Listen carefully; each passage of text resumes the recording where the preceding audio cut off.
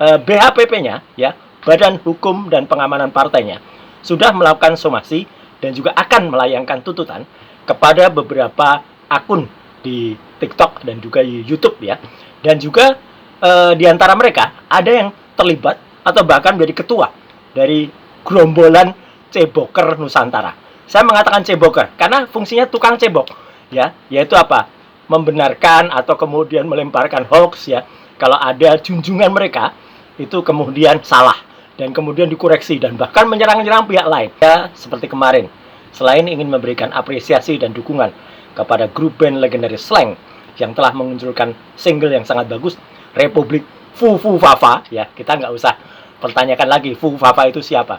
99,9% sudah saya ulas dan bahkan sudah diseminarkan di beberapa kampus tahun yang lalu siapa itu Fufu Fafa. Dan hari ini saya ingin juga memberikan dukungan serupa kepada salah satu partai, ya.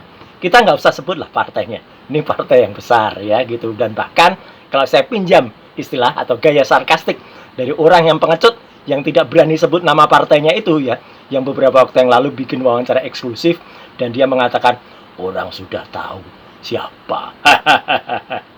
Ya, itu BHPP-nya, ya, Badan Hukum dan Pengamanan Partainya, sudah melakukan somasi dan juga akan melayangkan tuntutan kepada beberapa akun di TikTok dan juga di YouTube, ya.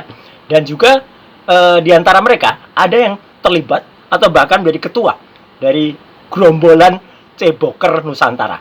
Saya mengatakan ceboker karena fungsinya tukang cebok, ya, yaitu apa? Membenarkan atau kemudian melemparkan hoax, ya.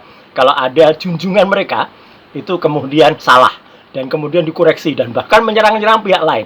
Dan ini tertangkap jelas, ya. Karena gerombolan ceboker Nusantara ini tahun yang lalu ada saya sowan bareng-bareng mereka dari berbagai kota ke Jakarta pakai baju seragam, ya, putih itu. Dan apa? Membuat podcast. Dan sekarang mereka bahkan ada yang dipindahkan dari luar kota untuk membuat di Jakarta. Jadi jelas Fufu Fafa ada di balik mereka. Jadi sekali lagi untuk partai tersebut maju terus, untuk Slank juga semakin cerdas dengan Republik Fufu Fafa, dan kita terus gulirkan resolusi tahun 2026 yaitu makzulkan Fufu Fafa. Yang membuat berita fitnah seolah-olah Bapak SBY berada di balik isu ijazah palsu Pak Jokowi yang sekarang sedang berseteru antara Pak Jokowi dengan Roy Suryo dan kawan-kawan. Ada kemungkinan PSB akan mengambil langkah hukum akan dengan pertama memberikan somasi kepada orang-orang yang sudah membuat fitnah tersebut dan terbuka kemungkinan untuk menempuh jalur hukum. Beberapa waktu terakhir ini di sosial media, terutama di TikTok, saya melihat dan beberapa platform lain sangat masif sekali fitnah yang dilakukan oleh akun-akun yang sebagian besar anonim, yang kita tahu afiliasinya kemana, yang membuat berita fitnah seolah-olah Bapak SBY berada di balik isu ijazah palsu Pak Jokowi yang sekarang sedang berseteru antara Pak Jokowi dengan Roy Suryo dan kawan-kawan. Ini tentu sangat mengganggu. Saya bertemu dengan Pak SBY beberapa hari lalu. Pak SBY cukup terganggu dengan isu ini karena tidak benar yang disebutkan bahwa Pak SBY berada di balik isu ijazah palsu ini, atau bahkan disebut Pak SBY berkolaborasi dengan Ibu Megawati dalam mengungkap soal ijazah palsu Pak Jokowi ini. Jadi sama sekali itu nggak benar. Hubungan Pak SBY dengan Pak Jokowi juga selama ini baik. Kita berharap untuk dihentikanlah fitnah yang sudah tidak karuan, ya, di TikTok. Pak SBY sekarang ini day to day politiknya itu sudah banyak di melukis, kemudian juga seni-seni lainnya, kemudian persiapan poli, berkunjung ke daerah, banyak di Pacitan, kemudian hari-hari politik di partai kan sudah banyak dipimpin oleh Pak Mas Ahaye. Jadi tolong dihentikan agar fitnah-fitnah tidak meluas, ya. Kalau juga tidak dihentikan, ada kemungkinan PSB akan mengambil langkah hukum akan dengan pertama memberikan somasi kepada orang-orang yang sudah membuat fitnah tersebut dan terbuka kemungkinan untuk menempuh jalur hukum. Jadi karena ini masalah keadilan, karena Pak SBY tidak merasa melakukan itu tapi dipitnah.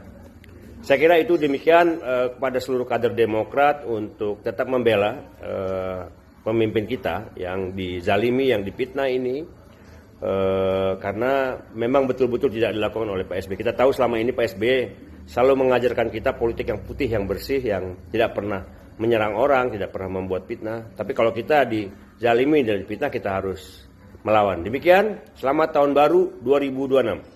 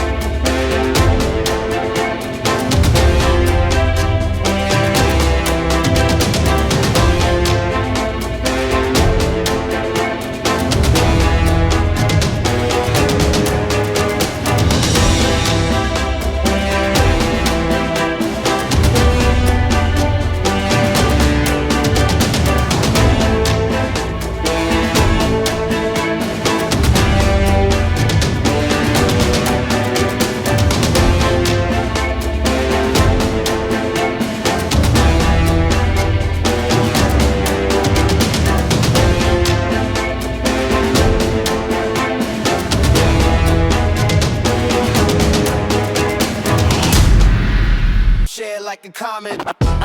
Subscribe, share, like and comment. Subscribe, share, like and comment. Subscribe, share, like and comment. Subscribe, share, like and comment.